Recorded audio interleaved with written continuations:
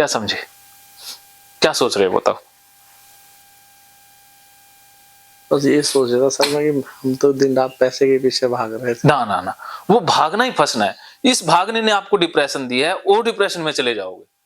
अब आप कितने लाख के कर्ज के तले आ गए? जी कितने? हम 30 लाख रुपए 30 लाख रुपए का कर्ज है। ये सरकारी कर्ज है या प्राइवेट? जी लगभग 20-22 लाख का सरकारी कर्ज। हाँ, जो सरकारी है तो उसको देखो, सरकारी आप जो हो सके उतना करते जाओ, लेकिन अब आप कर्ज नहीं लोगे किसी से। जी हाँ, जितना कर्ज लिया अपनी जरूरतें एक बार सीमित करके, भी खाने पीने तक जरूरतें रखो। पहले उस कर्ज से वो कर्ज निपटा दो, प्राइवेट वाला पहले, फिर धीरे धीरे सरकारी। जी उसके लिए अब नया लोन या कर्ज नहीं लेना, पहले प्राइवेट वाले से छुटकारा पालो। जितना भी, कितने लाख की इनकम हो जाती है डेली? डेली क्या, महीने में? जी 1 लाख रुपए के आसपास हो जाता है। हाँ, तो उसमें से जरूरत के लिए एक बार निकाल लो, ज्यादा इच्छाओं के लिए नहीं। कपड़े उतने जितने की जरूरत हो, शादी विवाह में उतना ही खर्च करो जितना, कम से कम। जी दिक्कत सर हमें 1 साल से ज्यादा आ रही है। 1 साल से हमारा काम नहीं चल पा रहा। अच्छा काम में थोड़ी सी दिक्कत से चल रही है। अच्छा, कैसे, क्या हुआ? दिक्कत सी क्या, एक तो सर ये मौसम से प्रभावित हो जाता है काम हमारा। हाँ इस साल जो ऐसा हुआ, एक दिन बारिश हो गई, फिर एक दिन सही रह गया, हाँ 2 दिन बारिश हो गई, फिर एक दिन सही रह गया। तो ये मौसम ने आपका गड़बड़ कर दिया काम। नहीं तो ये प्राइवेट कर्ज तो हो ही नहीं सका था, उसी में हो गया आपका। तो अब क्या है कि मौसम तो हमारे हाथ में नहीं है, जी तो इसको तो चलो आप अपनी तरफ से बेस्ट करेंगे, लेकिन जब 1 लाख आ गया तो उसमें से जो खर्चा निकाल के बाकी बचता है वो इकट्ठा करके, और वो कर्ज पर सोचो भी, उसको निपटाएं पहले, जी और धीरे धीरे फिर काम बढ़ाना है। बाकी जो आपसे जुड़े हुए लोग हैं उनके साथ और ज्यादा बॉन्डिंग, और ज्यादा दोस्ती अच्छी, उनसे मिलना जुलना, बिगाड़ना नहीं है किसी से, बनिया बुद्धि से ही चलना पड़ेगा। जी हाँ,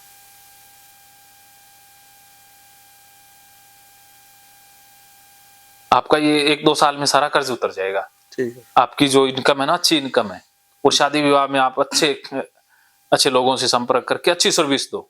जी भी जो कह दिया उससे भी दुगनी सर्विस।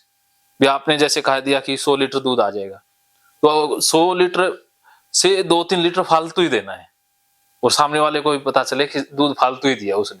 जी पैसे उसने 100 के लिए हैं, लेकिन 1-2 लीटर फालतू ही दिए।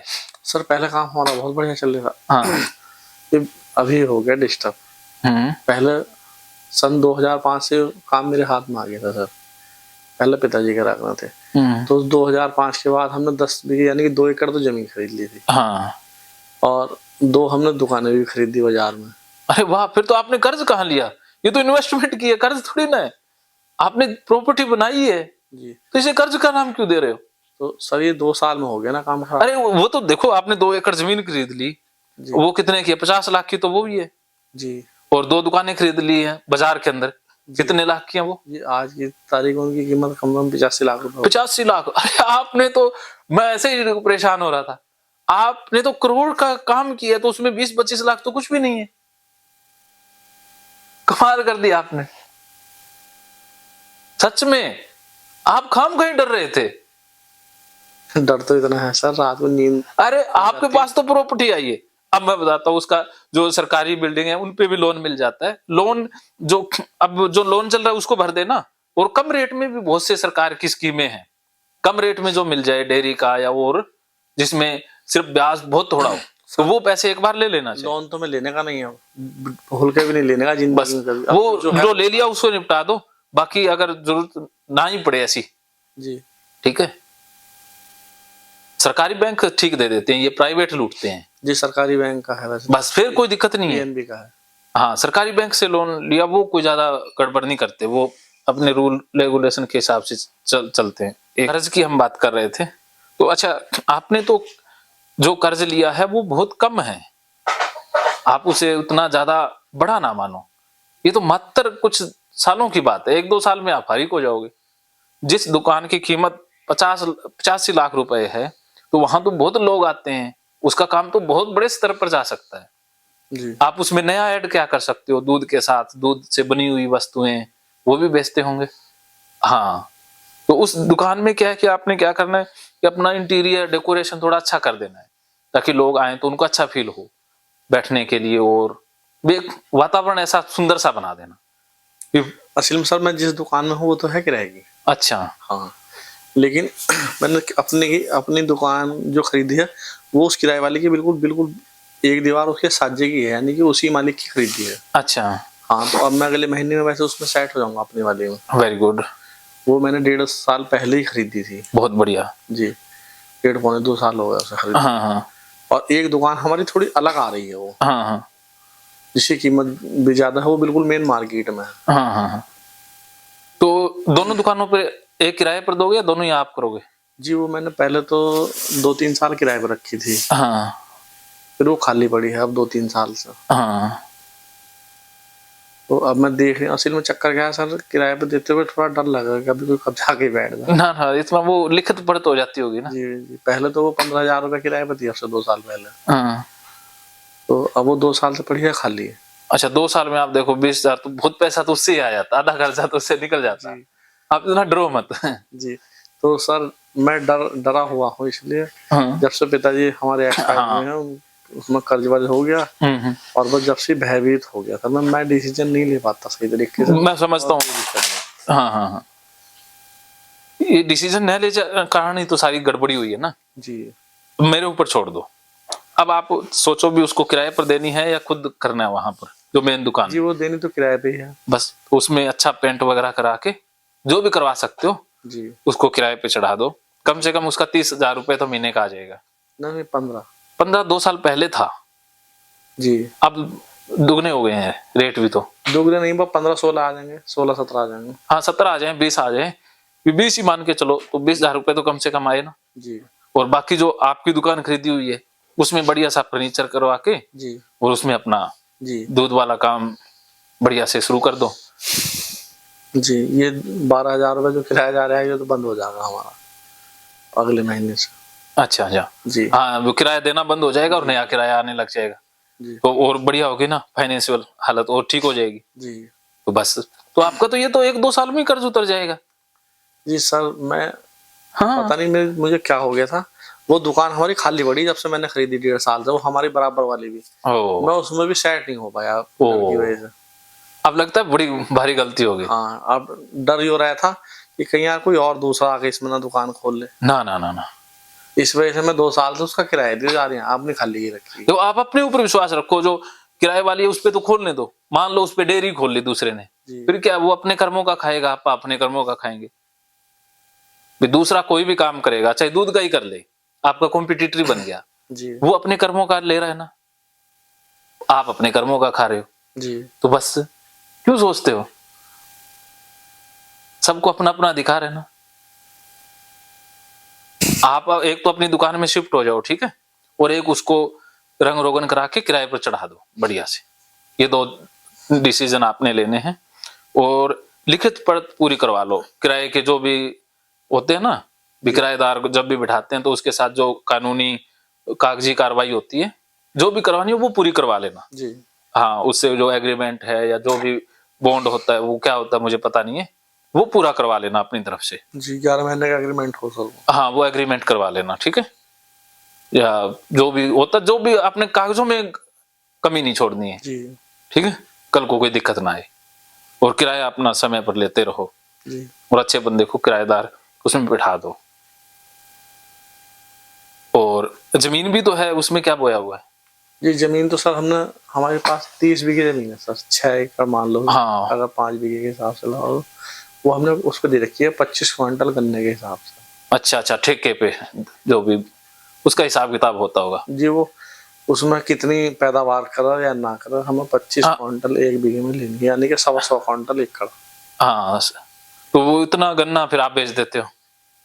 वो तो हमें पैसे देगा उतने। हाँ, उतने गन्ने के पैसे दे देता है। हाँ, तो बढ़िया, फिर उसमें तो इनकम आ ही रही है ना। तो वो कुल मिला के आपके पास तो इतना बढ़िया सोर्स है इनकम का। ये तो मान लो 20,000 वो आगे दुकान के, और 6 एकड़ की वो कितने गन्ना आ गया 1 साल में? जी, उसमें भी आने वाला 3-4 लाख रुपए आ जाना। हाँ, तो मान लो 10 महीने का कितना हो गया? 30-40 हजार हो गया होगा जी। महीने की औसत। जी जी तो कम से कम 50 हजार रुपए तो महीने का आ रहा है ना वहां से। जी तो 50 हजार वो आ रहा है, तो वो तो आ ही रहा है, मतलब वो तो लगातार आना ही आना है। जी। तो बताओ कर्जा फिर क्या, उसी से ही कर्जा उतर जाएगा साल 2 साल में तो है। और बाकी आप कमाओगे उसका तो कितना ही कमा सकते हो, 1-2 लाख रुपए तो आप आराम से कमा सकते हो। जी। तो आपको तो सोचने की जरूरत ही नहीं है, आप तो साल में भी उतार सकते हो, लेकिन साल में मत उतारो, 2 साल में उतार दो। लेकिन ये फालतू के खर्चों ने आपको डुबाया है, और एक आपके डर को, और कहीं नहीं है, कोई दिक्कत ही नहीं है। सर जब ये 1.5-2 साल पहले मैंने दुकान ली थी, उस समय मेरे पास मतलब बैंक का तो कर्ज था, वो जो क्रेडिट कार्ड बना हुआ था, वो तो पापा जी के समय से ही चला रहा था। मतलब पापा जी ने बनवाया था, वो 2 लाख रुपए से शुरू हुआ था, वो होते जो वो 14 लाख पे पहुंच गया था। मतलब हर 5 साल में बढ़वा लेते उसे हम, क्योंकि महंगाई के हिसाब से वो ज्यादा बन जाता, उसे जमा करने थे, वो जमा करते हैं। अच्छा, वो जमा होना था अब से 2 साल पहले, उसी दरमियान में पापा जी हमारे हो गए बीमार, तो जमा न हो गए, जो बीमारी में पैसे लग गए, और वो जो डिफॉल्टर हुआ ना 5 साल बाद, उससे डिप्रेशन हो गया मुझे। वो देखो डिफॉल्टर हो गया कोई बात नहीं, वो तो चलो अपने गलत काम में, कोई अयासी में या कोई जुए में तो पैसे लगाए नहीं ना सर, पिता के इलाज के लिए लगाए, वो तो खुशी की बात है। एक बीड़ी भी नहीं पीते हम किसी। हाँ तो बताओ, पिता ने इतना कुछ किया, पापा ने 10-15 लाख रुपए लगा भी दिए, तो हमने अपना थोड़ी ना लगाया। पिताजी का तो कर्ज हम जीवन भर नहीं उतार सकते, कि उन्होंने सब कुछ बनाया, तो 15-20 लाख लग गए, कोई बड़ी बात नहीं है। तो ये शुक्र मनाओ कि कोई नहीं, डिफॉल्टर हो गया, क्या हो गया, ये तो सरकारी है, फिर से हो जाएगा, आप सही काम करोगे फिर से सही हो जाएगा।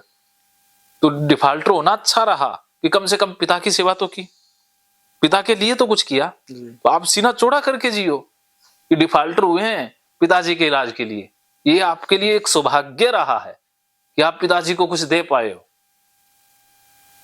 महकेंगे फिर से खुशियों के रंग भगवत गीता थेरेपी कोर्स के संग। इतिहास का पहला ऐप जो गीता के माध्यम से ओसीडी डिप्रेशन का इलाज आसान बनाएगा।